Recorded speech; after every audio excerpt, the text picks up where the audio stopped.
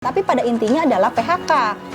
Tapi PHK-nya adalah bukan yang kita upayakan, kan bukan PHK sepihak tadi ya, gitu. Tapi mengundurkan diri secara sukarela itu masuk ke dalam PHK. Yang namanya ini kan mereka kehilangan pekerjaan. Karena dalam aturannya itu, dalam JKP itu di PP-nya itu disebutkan harus ada surat keputusan. Nah ini nih yang agak berat gitu kan. Perusahaan juga menjaminkan bahwa perusahaan Nikomas Gemilang akan tetap establish di Serang. Itu adalah perusahaan yang menyampaikan itu, gitu kan.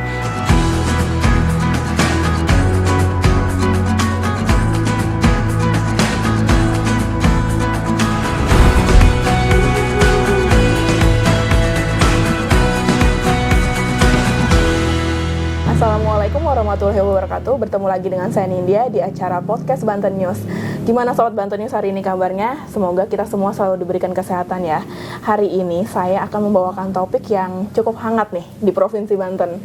Nggak jauh-jauh dari soal tenaga kerja, dan saat ini memang lagi booming terkait pemutusan hubungan kerja atau pengunduran diri secara sukarela ya di salah satu pabrik sepatu terbesar di Asia Tenggara, yaitu PT Nikomas Gemilang. Tapi ternyata nggak cuma PT Nikomas Gemilang aja nih yang lagi membuka pengunduran diri sukarela. Di antaranya ada PT Parkland PWI, itu juga salah satu produsen sepatu. Nah, hari ini saya juga ditemani oleh salah satu pejuang buruh ya. Namanya udah nggak asing lagi deh. Kita langsung sambut saja dengan Mbak Intan Indria Dewi. Beliau adalah Ketua DPD SPN Provinsi Banten ya Mbak ya? Iya betul. Iya. Gimana kabarnya Mbak Intan? Alhamdulillah sehat Mbak Nindi. Iya. Gimana nih, ini kan lagi hangat lagi nih isu tenaga kerja ya. Iya betul. Kemarin-kemarin kan udah berjuang tuh untuk kenaikan UMP segala macam ya Mbak ya. Iya. Nah sekarang tiba-tiba ada lagi isu terkait PHK nih. Ini gimana nih Mbak? Ya ini memang sebuah fenomena, makanya ini juga kita juga harus mulai cermat dan meneliti terkait dan menganalisa ya terkait dengan PHK ini, kan seperti itu. Dan ini memang menjadi sorotan karena memang terjadi PHK massal ini tidak hanya di Nikomas tetapi juga di beberapa perusahaan yang biasanya kaitan erat dikaitkannya dengan banyak hal ya kayak gitu ya. Seperti itu. Tapi pada intinya adalah memang terjadinya penurunan order gitu kan, adanya pengurangan order yang dilakukan oleh beberapa brand.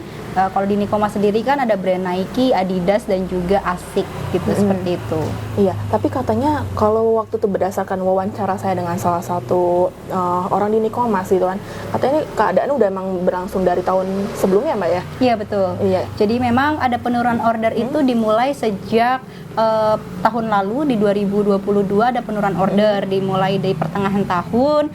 Penurunan order yang cukup sangat signifikan 30-50% sampai dengan di bulan Desember. Saat itu memang kita masih berusaha agar penurunan ini mungkin akan ada perbaikan ketika memasuki bulan Januari sampai dengan Maret, karena memang biasanya di bulan-bulan tertentu itu kan ada yang namanya hanya low season dan high season. Dan ini yang kemudian juga ini harus kita cermati karena dari sisi brand sendiri itu mengatakan bahwa tidak ada penurunan order, makanya ini ada kerancuan di sini kan gitu. Nah, ini yang harus kita cermati gitu. Makanya kita juga berusaha untuk mempertanyakan kepada brand apakah benar ada penurunan atau ini hanya sebuah isu gitu kan untuk menekan terkait dengan upah ataupun melakukan efisiensi seperti itu sih. Tapi pada kenyataannya memang ada penurunan order ya? Kalau yang kita lihat gitu yang terjadi di beberapa perusahaan itu memang ada penurunan order gitu kan, 30 sampai di beberapa brand 30 sampai 50% kan seperti itu. Dan di bulan Januari sampai Maret ini ternyata juga belum membaik kan seperti itu. Mbak, ini kan Nikomas itu buka pengunduran diri sukarela. Tapi kan kalau baca-baca komentar netizen nih, itu sama aja dengan PHK gitu kan. Memang yang namanya pengunduran diri mungkin itu kan pemutusan hubungan kerja ya. Tapi sebenarnya apa sih yang membedakan dengan pengunduran diri secara sukarela dengan PHK sepihak ya? Iya. Baik, jadi memang ini adalah pengunduran diri khusus. Kita menyebutnya di Nikomas adalah pengunduran diri khusus. Ini adalah merupakan bagian dari upaya Serikat Pekerja Nasional untuk melakukan negosiasi dengan perusahaan. Kenapa kita sebutnya pengunduran diri khusus? Yang pertama adalah kalau PHK sepihak, ya kan? PHK sepihak ini perusahaan yang akan kemudian menentukan siapa yang akan di PHK. Nah, untuk ketika PHK sepihak ini dilakukan oleh perusahaan, otomatis perusahaan akan mem-PHK orang atau pekerja yang masa kerjanya itu paling terkecil, di bawah 1 tahun, di bawah 2 tahun, kan seperti itu. Nah, ini akan menimbulkan konflik baru lagi, menimbulkan masalah baru, kan seperti itu. Nah, maka kita mekanismenya ini adalah benar PHK tetapi tidak sepihak, karena mekanismenya kita lakukan dengan membuka atau menawarkan kepada pekerja, bagi pekerja yang memang mau mengundurkan diri secara sukarela. Tetapi biasanya kalau mengundurkan diri secara sukarela itu biasanya kan tidak pernah dapat pesangon, gitu kan. Apalagi kalau masa kerjanya di bawah 1 tahun, nggak mungkin dapat uang pisah. Nah, dengan pengunduran diri khusus ini yang dinegosiasikan antara Serikat Pekerja Nasional dengan manajemen perusahaan, maka si pekerja ini akan tetap mendapatkan pesangon, akan tetap mendapatkan uang pisah, dan juga akan tetap mendapatkan uang penggantian hak. Jadi hak-hak mereka didapatkan sesuai dengan ketentuan PHK karena efisiensi tadi, yang memang ini kita masukkan di dalam adendum, di dalam sebuah perjanjian kerja bersama, seperti itu. Jadi kelebihannya di situ sih, dibandingkan tadi dibandingkan apa sih yang kenapa tidak sepihak kayak gitu. Kemudian yang kedua, kalau hanya bicara mengundurkan diri saja tadi kan tidak mendapatkan hak-hak tadi itu, seperti itu. Ini kan agak menarik ya, karena banyak yang bilang juga apa bedanya pengunduran diri sukarela dengan PHK sepihak gitu kan. Terus memangnya ada yang mau gitu kan. Saya juga sempat dengar nih Mbak, katanya kejadian seperti ini sebenarnya udah pernah terjadi ya beberapa tahun sebelumnya, itu benar nggak sih? Betul, jadi ini sempat dilakukan pada saat kemarin COVID. Nah, pada saat COVID itu terjadi, kemudian perusahaan sempat kolaps kayak gitu kan. Nah, kemudian tadi perusahaan harus mem-PHK puluhan ribu karyawan gitu kan. Nah, agar meminimalisir gitu kan adanya penolakan, kemudian adanya konflik lain pasca terjadinya PHK, maka dilakukan tadi mekanisme pengunduran diri khusus. Dan kemudian kenapa sih pengunduran diri khusus ini kemudian akhirnya seolah menjadi solusi gitu kan? Tadi yang pertama, biasanya di Nikomas itu banyak pekerja yang memang sudah lama bekerja. Tetapi ketika dia ingin mengundurkan diri, dia berpikir ulang, sayang, nanti kalau saya mengundurkan diri, saya nggak dapat apa-apa. Paling saya cuma dapat uang pisah kalau masa kerjanya sudah di atas 5 tahun, kan gitu. Tetapi dengan ketika COVID, kita juga sama bernegosiasi dengan perusahaan, kemudian saat ini juga kita bernegosiasi dengan perusahaan, maka mengundurkan diri gitu kan, tetapi mendapatkan tadi hak-haknya tadi, mendapatkan pesangon 1 kali, kemudian mendapatkan uang pisah, dan juga mendapatkan penggantian hak. Ini kalau menurut kami ini adalah sebuah kelebihan dibandingkan kalau kita menggunakan Undang-Undang Cipta Kerja. Ini hak yang didapatkan oleh pekerja dengan mekanisme pengunduran diri khusus ini lebih banyak yang mereka dapatkan ketimbang menggunakan Undang-Undang Cipta Kerja atau PP turunannya ya. Ini PP 35 itu. Namanya kalau pakai UU Cipta Kerja itu nanti merugikan yang mengundurkan dirinya nih. Itu apa yang membuat dia tidak mendapatkan uang penggantian hak itu, terus kemudian kan pesangonnya gitu kan 0,5 dan lain-lain seperti itu. Jadi tapi sebenarnya pengunduran diri sukarela ini menguntungkan juga. Betul. Tapi emang yang udah daftar ini kan saya dengar belum memenuhi kuota nih Mbak. Nah, itu emang kenapa sih kok masih banyak yang belum pengen mengundurkan diri gitu kan? Padahal katanya yang kali ini dapat pesangon gitu loh. Jadi tadi ketika itu kan dibuka ya, jadi 1 hari dibuka bahwa ketika misalnya contoh perusahaan ingin mem-PHK misalnya 1.700 misalnya, kemudian dibuka ternyata yang mendaftarkan itu baru 1.200, maka kan ada sekitar 500 orang lagi itu kan yang harus terjadi efisiensi tapi tidak tercukupi kuota pengunduran diri tadi. Maka tadi dengan terpaksa maka perusahaan melakukan atau ya tadi dengan PHK sepihak tadi kayak gitu. Kenapa tidak tercukupi kuotanya? Ya tadi pasti kan di tengah kondisi perekonomian yang sangat sulit ini gitu kan, mungkin ada yang berpikiran mendapatkan pekerjaan sulit atau apa, tetapi ya kenapa lebih banyak yang mau, karena tadi saya bilang ini kesempatan untuk mereka yang memang sudah ada niat ingin membuka usaha atau misalnya mereka juga ingin keluar tetapi tidak mau kalau nggak dapat apa-apa, tapi dengan dibukanya pengunduran diri khusus ini kan akhirnya mereka mendapatkan pesangon, penggantian hak dan uang pisah. Dan kemudian mungkin kenapa banyak juga yang mau, mereka berpikir bahwa paklaring dari Nikomas itu kan sangat sangat ketika ingin mendaftar kembali itu di perusahaan manapun itu menjadi prioritas. Dan bahkan ketika misalnya kondisi Nikomas nanti beberapa bulan atau beberapa tahun ke depan baik lagi gitu kan, biasanya kawan-kawan yang pernah bekerja di Nikomas mendapatkan paklaring Nikomas itu diprioritaskan untuk diterima kembali seperti itu. Oke Mbak Intan, nanti kita sambung lagi di sesi selanjutnya. Jangan kemana-mana, tetap di channel Banten News.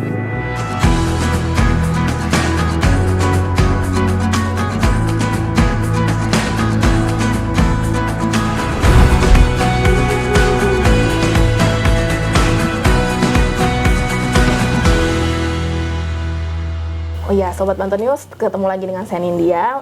Kali ini saya ditemani oleh Mbak Intan Indria Dewi. Beliau adalah Ketua DPD SPN Provinsi Banten.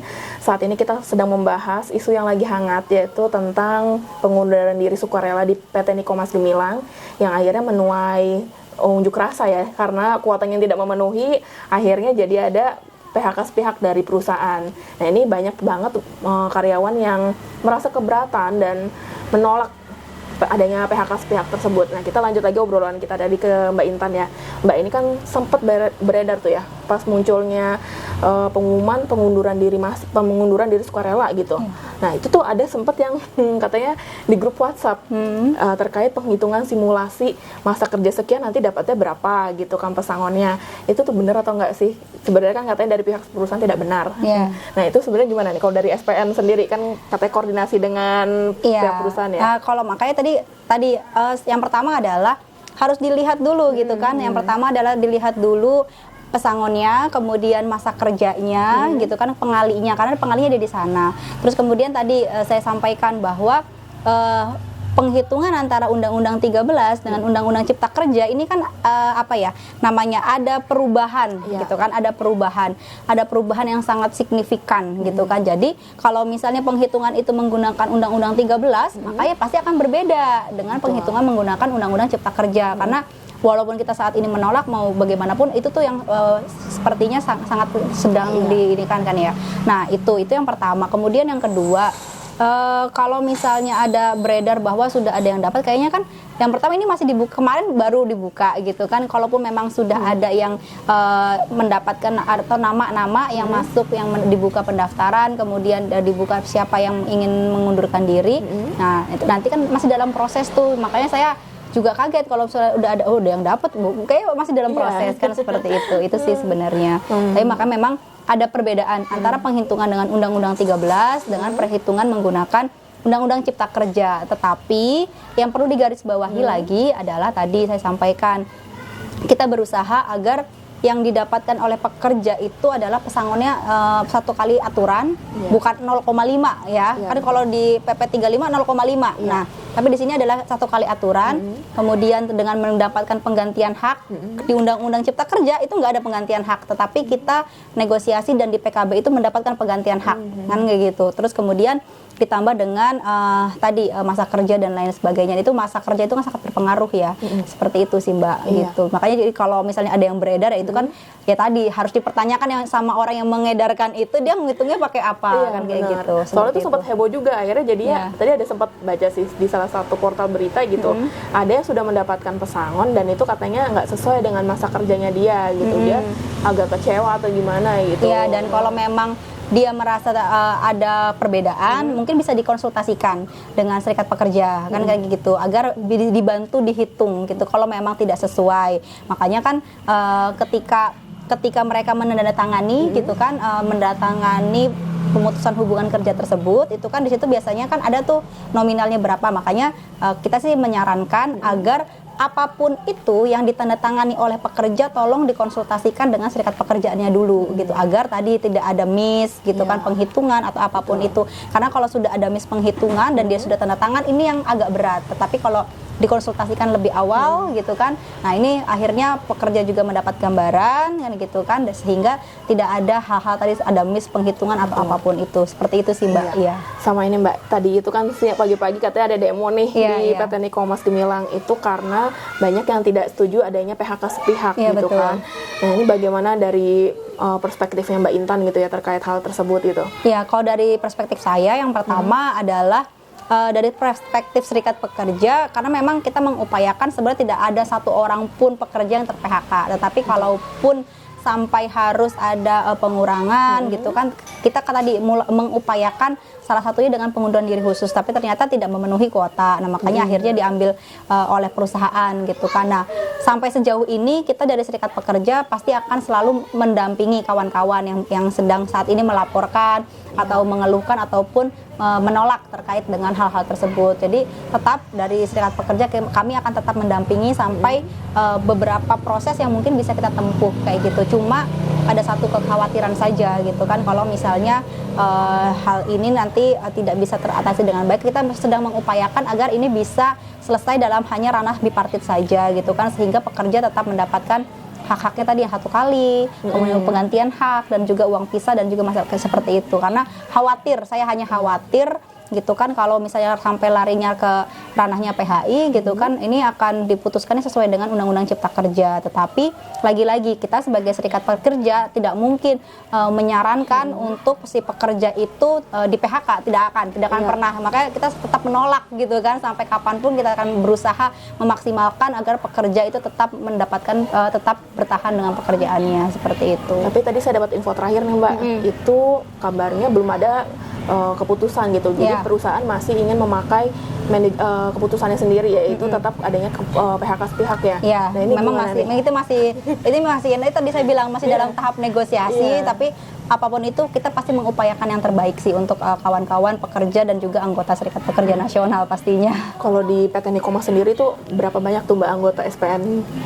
Saat ini berarti total kurang lebih di angka 54.000 anggota berarti kita. Hampir semuanya ya? Iya, jadi memang sampai 98% itu anggota SPN gitu. Makanya ketika ada pertanyaan berapa anggota SPN yang ter-PHK, ya ketika memang itu misalnya 1.700 ya 98% mungkin adalah anggota kami kan kayak gitu. Makanya kita dari Serikat Pekerja Nasional ya benar-benar mengupayakan gitu kan yang terbaik untuk kawan-kawan. Tadi ketika kalaupun sampai terpaksa sekali ada efisiensi, tadi saya sampaikan berusaha agar mekanismenya ini yang terbaik untuk untuk perusahaan gitu kan. Pengusaha itu boleh mem-PHK tapi tetap memperhatikan tadi kan hak-haknya harus terpenuhi, dan kita tidak mau tadi menggunakan Undang-Undang Cipta Kerja seperti ini itu. berarti mengawal sampai hak tersebut dipenuhi ya? Betul. Nah itu kira-kira kapan sih Mbak mulai dipenuhinya?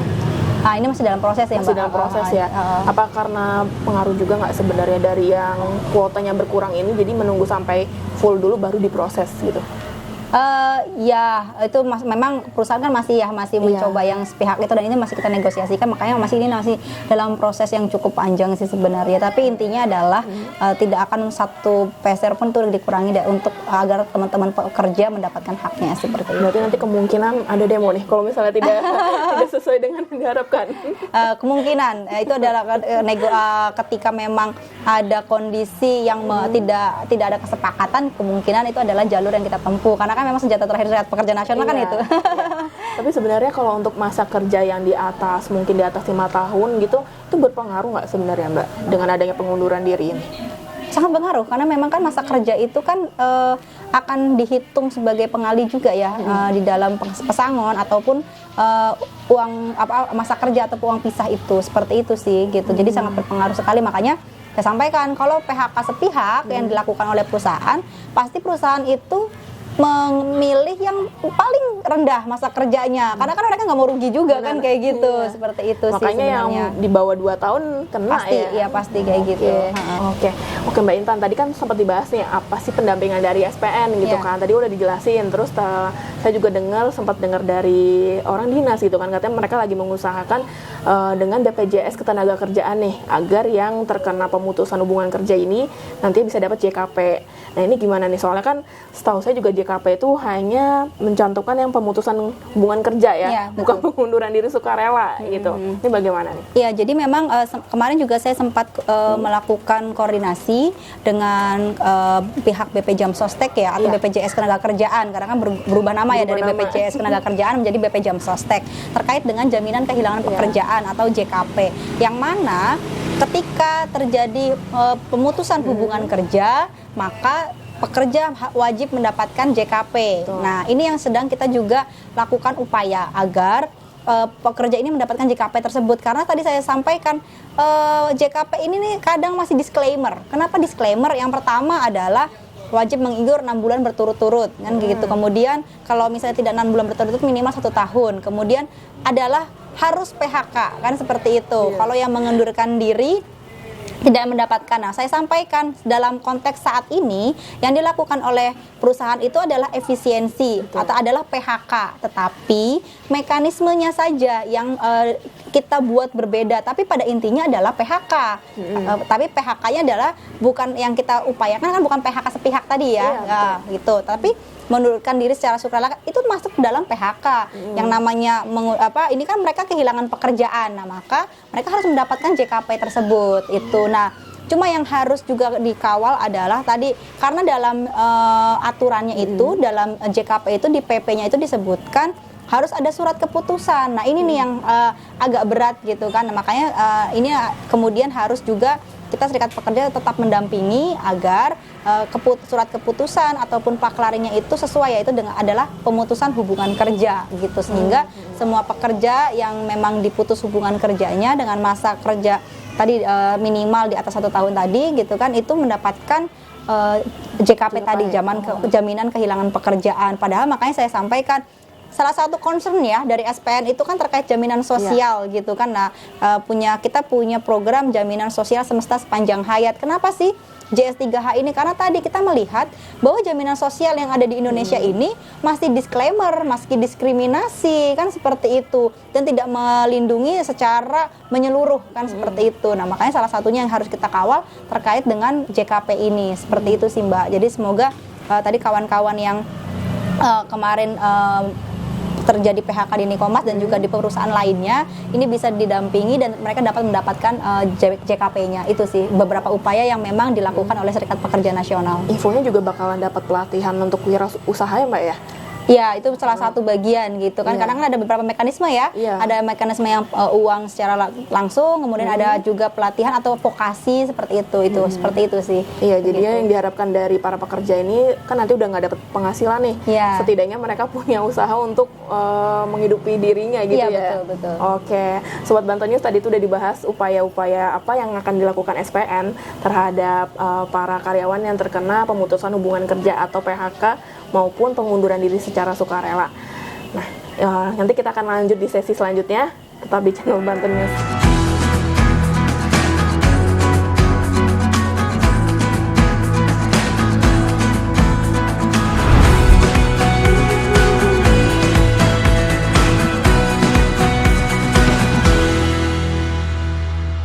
Sobat Banten News, masih bersama saya dengan India dan tentunya juga masih bersama dengan Mbak Intan Indriau Dewi. Beliau adalah Ketua DPD SPN Provinsi Banten. Tadi kita udah berbicara banyak mengenai pengunduran diri sukarela di PT Nikomas Gemilang yang akhirnya menuai konflik nih, karena banyaknya karyawan yang tidak setuju dengan adanya PHK sepihak tersebut akibat kuota yang disediakan untuk pengunduran diri sukarela ini tidak memenuhi, yaitu sebelumnya PT Nikomas Gemilang sudah membuka pengunduran diri sukarela untuk 1.600 karyawan, tapi kuota itu hanya terpenuhi, yang mendaftar itu hanya sekitar 1.175 karyawan, lalu disaring lagi dan yang lolos itu hanya sekitar 896 karyawan. Nah, sisanya ini nih infonya bakal terkena PHK sepihak ya tadi ya Mbak Intan ya. Akhirnya karyawan PT Nikomas itu melakukan unjuk rasa gitu, karena mereka merasa lagi anak-anak kerja kenapa harus di PHK sepihak gitu kan.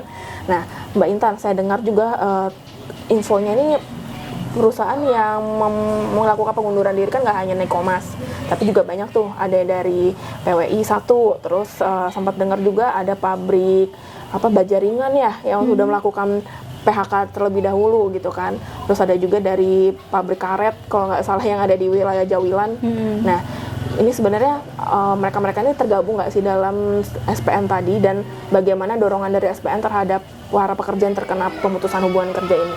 Ya, kalau misalnya di PWI ada kemungkinan memang itu adalah anggota SPN. Di Jawilan juga kan memang ada beberapa perusahaan yang memang anggota SPN, kan seperti itu sih. Ya tadi kalau upaya sebenarnya kan kita sudah mulai mencoba sejak mulai ada penurunan order gitu kan.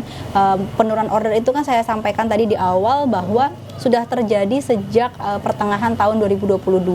Nah, dari situ penurunan order yang sangat signifikan, tetapi kita berusaha agar tidak ada PHK sama sekali untuk pekerja. Maka kita mulai melakukan yang namanya mengurangi lembur. Kemudian setelah mengurangi lembur ternyata order belum membaik, kita kemudian ada rekayasa jam kerja dan hari kerja. Ada pengurangan jam kerja gitu kan. Terus kemudian ada yang namanya hari kerja, yang tadi 6 hari kerja diubah menjadi 5 hari kerja. Yang tadi 5 hari kerja diubah menjadi 4 hari kerja. Sebenarnya kan itu berusaha agar perusahaan tetap bisa melakukan produksi, kemudian tetapi juga tidak ada PHK terhadap para pekerja. Itu sudah dilakukan dari pertengahan tahun 2022 sampai ke bulan Desember. Makanya ketika ada sempat isu gitu kan mau ada PHK, sempat di counter gitu kan bahwa sampai bulan Desember ini belum ada satupun pekerja yang di PHK di PT Nikomas Gemilang dan juga di PWI. Tetapi ketika bulan Januari sampai dengan Maret itu ternyata orderan tidak membaik, maka tadi perusahaan terpaksa untuk melakukan efisiensi. Makanya sebenarnya beberapa upaya sudah kita coba lakukan, dan terakhir ya tadi mengupayakan agar bukan PHK sepihak tadi itu. Seperti itu sih. Tapi kalau isunya Nikomas ini bakal hengkang dari Kabupaten Serang, bener nggak Mbak? Soalnya ini juga termasuk yang disangkain masyarakat gitu kan. Iya, betul. Nah, terkait dengan hengkangnya PT Nikomas Gemilang yang sempat isunya beredar, itu kan juga sempat saya sampaikan bahwa kondisinya betul ada penurunan order ya. Tetapi kalau terkait dengan isu hengkang itu sempat kita tepis gitu kan. Kenapa kita tepis? Karena memang perusahaan juga menjaminkan bahwa perusahaan Nikomas Gemilang akan tetap establis di Serang. Itu adalah perusahaan yang menyampaikan itu gitu kan. Dan kita melihat juga tidak mungkin perusahaan sebesar Nikomas dengan aset yang sudah luar biasa ini akan mudah memindahkan atau hengkang begitu saja dari Kabupaten Serang ke provinsi lain. Nah, makanya kalaupun ada perusahaan Nikomas di provinsi lain, itu adalah dalam rangka ekspansi gitu kan, dalam rangka ekspansi ke Jawa Tengah, kemudian ada juga di Jawa Barat kan, begitu. Di Jawa Barat kan bahkan kalau di Jawa Barat itu sudah dari beberapa puluh tahun lalu, kayak di GSI 1, GSI 2, kemudian berkembang di POYUN Indonesia. Nah, di Jawa Tengah ini mulai dibuka lagi. Nah, itu adalah dalam rangka ekspansi itu. Seperti itu sih. Makanya kalau hengkang sebenarnya bukan hengkang tapi lebih ke arah ekspansi ya, seperti itu. Soalnya ini juga bikin panik tuh, akhirnya disangkutin dengan kenaikan UMP yang waktu itu sempat diupayakan juga ya ke pihak provinsi. Ini apa karena emang UMP atau gimana nih sebenarnya? Iya, jadi memang yang harus diluruskan adalah ini PHK ini gitu kan, atau efisiensi ini terjadi bukan karena kenaikan upah yang pertama. Yang pertama, kemudian yang kedua memang tadi saya sampaikan ada penurunan order yang sangat signifikan kan kayak gitu. Nah, penurunan order ini diakibatkan karena salah satunya adalah kondisi global dunia. Salah satunya adalah perang antara Rusia dengan Ukraina yang kemudian karena negara tujuan ekspor daripada Nikomas PWI itu adalah Eropa gitu kan. Nah, maka karena mereka di sana sedang nggak mikirin sepatu, mereka di sana lagi mikirkan bagaimana seperti gas buminya, kemudian dan hal-hal lain gitu kan. Mereka tidak sepatu itu menjadi kebutuhan yang kesekian gitu kan. Nah, maka ada penurunan permintaan dari negara-negara tersebut, makanya juga berdampak nih kepada kita. Nah, kalau terkait dengan kenaikan UMK sebenarnya itu tidak berpengaruh pada tadi pemutusan hubungan kerja gitu kan. Kenapa tidak berpengaruh? Yang pertama adalah Yang pertama adalah ketika ada kenaikan upah atau kenaikan UMK yang di-SK-kan oleh gubernur, maka upah ini adalah masuk ke dalam kos. Ya kan, betul. kos yang dihitung oleh perusahaan yang kemudian nanti akan berpengaruh pada harga jual, harga jual per produk sepatu tersebut. Nah, dalam kontrak yang dibuat antara brand dengan perusahaan, kos tenaga kerja itu masuk di dalam sana. Maka berapapun sebenarnya kenaikan upahnya, perusahaan itu tidak akan masalah karena itu akan masuk ke dalam penghitungan berapa harga jual per produk sepatu, seperti itu. Jadi PHK ini tidak ada sangkut pautnya gitu kan dengan kenaikan upah sebenarnya.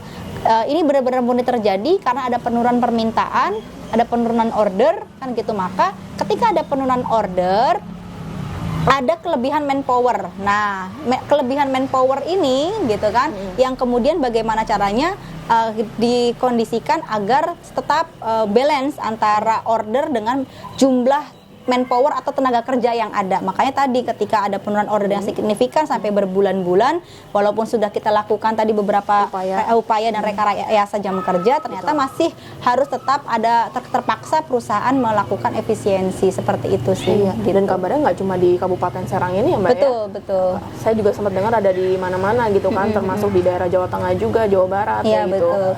Nah, makanya dan ini juga sempat saya sampaikan juga, ini juga kita sebagai serikat pekerja dan juga masyarakat gitu kan harus cermat dan dalam menganalisa ini apakah penurunan order ini benar-benar penurunan order atau bagaimana strategi dari sebuah perusahaan gitu kan di seluruh provinsi yang ada di Indonesia ya, hanya untuk menekan kenaikan upah kan kayak gitu, karena isunya gitu kan ini terjadinya di akhir-akhir tahun menjelang kenaikan upah dan lain sebagainya kan seperti itu. Makanya ini juga yang harus dikoordinasikan nih antara pemerintah kemudian serikat pekerja dengan brand sebenarnya. Nah, benar tidak ada penurunan karena sampai saat ini sempat disampaikan waktu itu bahwa brand menyangkal adanya penurunan order, tapi kenyataannya hampir di seluruh pabrik terjadi penurunan order. Nah, ini yang tidak sinkron, makanya ini yang sedang kita upayakan. Agar apa? Agar brand mau duduk bersama dengan serikat pekerja membahas terkait ini, karena harus ada tanggung jawab brand di sana. Ketika memang adanya penurunan order atau ada kerugian yang disebabkan oleh itu, brand harus bertanggung jawab, kan seperti itu. Jadi jangan sampai tadi kemudian dampaknya hanya kepada tenaga kerja saja, padahal ada tanggung jawab brand di sana. Makanya kita sedang mengupayakan agar brand bisa duduk bersama dan juga melakukan negosiasi terkait dengan hal-hal ini, seperti itu. Oke nih, Sobat Banten News, tadi udah jelas banget obrolan saya dengan Mbak Intan terkait isu pemutusan kerja secara sepihak ya tadi Mbak Intan ya. Karena memang baru hari ini nih, tanggal 17 Januari itu benar-benar seperti kayak bom atom ya Mbak ya, karena tiba-tiba aja ada demo padahal kemarin-kemarin tuh udah adem ayem gitu kan. Nah, itu tadi udah jelasin sama Mbak Intan. Semoga penjelasan dari Mbak Intan tadi bermanfaat dan kita semua juga bisa memilih dengan bijak nih informasi yang masuk di kita gitu kan, jangan disaring mentah-mentah gitu. Oke, Sobat Banten News, sekian saya Nindya dan Mbak Intan undur pamit. Assalamualaikum warahmatullahi wabarakatuh.